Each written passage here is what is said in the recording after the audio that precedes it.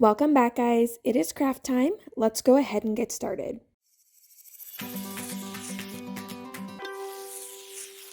In today's video, we are going to be working on different ways to cut a busted canvas. So I've seen a lot of questions or comments on different pages, and basically of others asking, can anyone break down how to cut the canvas or the different options and what they look like? So I decided to grab some paper and some little glue strips and my scissors and my cutting pad, and kind of just break down the different ways for you that you could try. I'm going to do the most common ways that I've seen and then a couple ideas that maybe popped into my head that will or will not work out. So let's just start off with the most basic one that you will see, and we're going to refer to this as the cross cut. You see, I'm just using some regular computer paper here, so it's a lot thinner than a canvas would be. Just keep that in mind that a canvas maybe won't crease as much or will be easier to kind of handle than this piece of paper will. So all I'm going to do is put down my little cutting mat, take my X-Acto knife, and start cutting on these lines. I did not use a ruler for this. I just drew it out really quickly. So if you want really good lines, I would just use a pencil lightly to draw on your canvas so that you can cut. Now you see I'm starting with my X-Acto knife, and then I'm going to come in with some scissors to cut. It just helps you be a little more precise, and then after you make those first cuts, the canvas isn't as taut, so it might just be easier for you to control your cuts if you come in with scissors after you've made your initial cut. So here I'm just cutting on those lines in that cross pattern, and then I am going to glue the sides back or the flaps back as if it were the hot glue that you would be using for the canvas. And so the only thing I can suggest on any cuts that you do is the more shallow the cuts. So I mean by like if you start in the middle, the further out towards the edges you get, the bigger your flaps will be. If you start cutting it kind of shorter and then make them deeper towards the edges as you go, as you need, that will be easier for you to be able to control what your canvas is going to look like, because your image is going to be behind there. So depending on how big your image is, if you want anything else, like any embellishments inside the flaps, like all of that stuff is going to go into place on how deep you make those cuts. So that's going to be kind of an individual experience based on, what your canvas is going to look like. So the best thing I can do is say start small, cut small, and then you can always come back and cut a little further or a little deeper into the canvas as you kind of see where the opening's going to be. What I did when I made mine is I made my cuts and I would lay my canvas down over top, pull the flaps back. I used some painter's tape and kind of taped them down to see what it was going to look like or if I needed to cut more. All right, so you see here, I'm just taping these flaps back and it's just opening up what would be your canvas.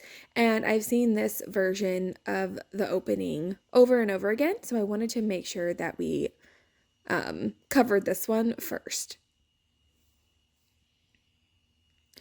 Next, we're gonna go in and basically do the exact same thing, only this is going to be in an X formation. So we call it that because why? X marks the spot. So you see, instead of doing the cross pattern or the plus sign, we just do it on diagonal, and we're going to do the exact same steps. We're going to cut on those lines as an X. Again, if you're doing this on your actual project and don't want to just wing those lines, I would use a pencil and very lightly draw it on. That way you have a pattern to follow, but you're not leaving any marks on your canvas itself.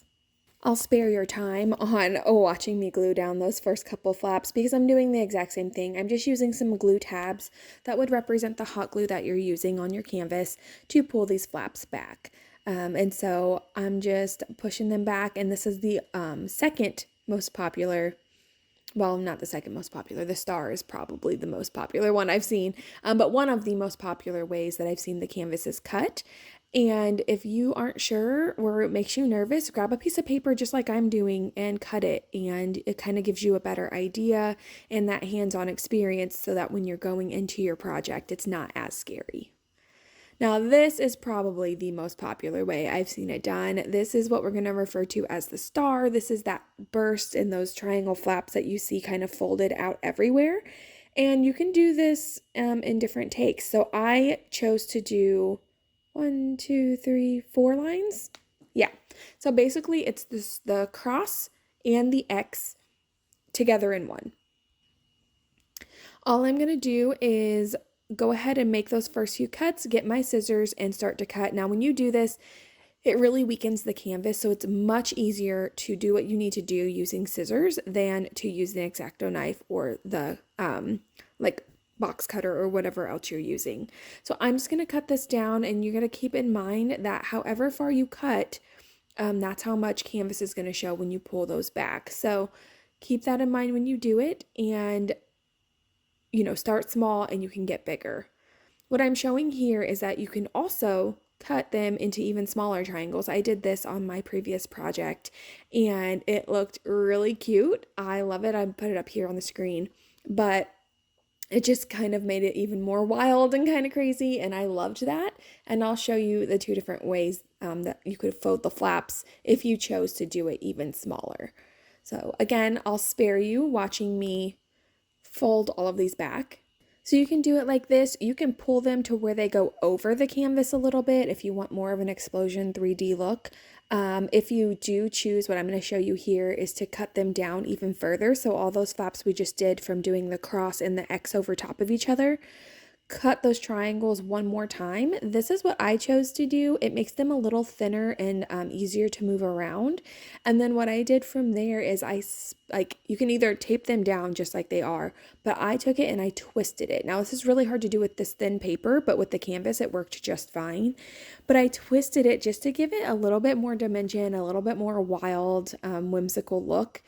And I love the way mine turned out. It's not for everybody, but I just wanted to show you another option that could be good for you. So I'm going to go ahead and glue this down just to give you the visual, but again, I put mine up here on the picture.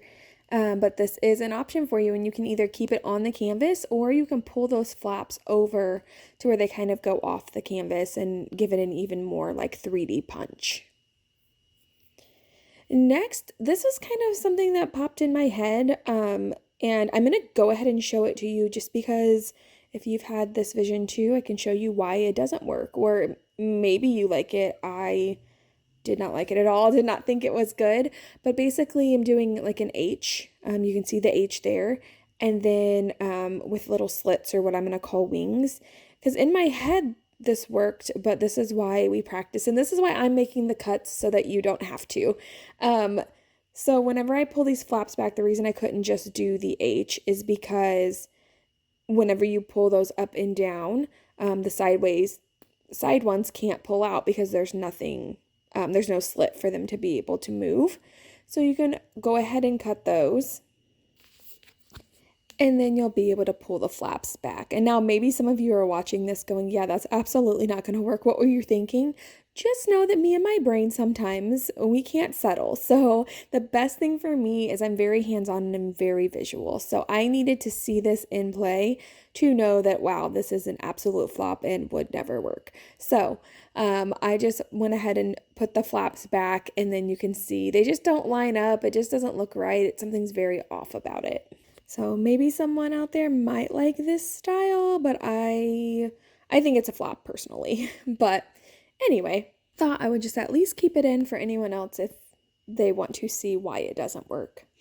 This one I'm going to call the comb because I don't know what else to call it. And I saw someone do this, only one person do it. She had a Christmas tree in the background. I tried to find that picture to show you and give her credit for it, but it was just on a random craft page. I saw it about a week ago, but it was super cute. So I wanted to show you guys this idea here. So I'm just going to use my X-Acto knife and cut on the edges, and then I'm going to go back in between and I'm going to cut with my scissors. Now, I'm going to start small. So what you can do is you can cut all of your lines perfectly even so that all of those tabs will flip out and hit at the exact same spot on your canvas. You can do this by, I'm cutting them shallow, whatever your picture is under there, cutting them as deep as the image that you want to see. I again suggest cutting small and then cutting bigger as you figure out how much of the flaps you need to cut back. And if you keep all of the lines exactly even, then your tabs will most likely line up pretty even on the side, and that would work just fine and look great. However, I'm going to show you another way that I'm going to do it here. So you see, if you just flip all of these over, they're going to kind of line up, you know, as is, pretty much in a straight line, because that's how your lines are cut. But what I'm going to do is I'm going to start coming through and I'm going to cut each line a little bit deeper.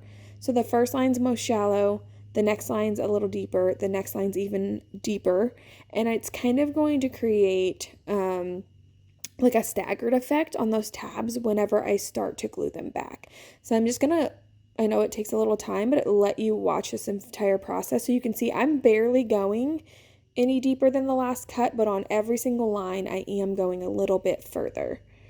And I just want you to see it so that it, you know, doesn't cause any confusion on how I got there.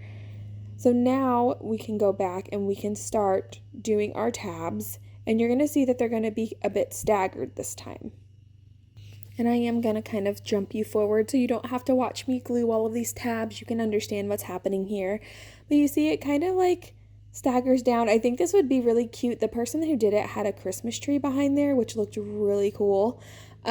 Maybe a birthday cake, like a tiered cake situation if you're doing something for a birthday. Honestly, anything, but with those like shapes, that's kind of like where it takes my mind pretty instantly. But yeah. The other thing you can see, I'm just like kind of playing with this here to see if like you could do it. Oh no, I'm trying to show you again that like if it was longer, they would all line up in a straight line. Man, sometimes remembering what my own brain's doing is kind of hard, guys.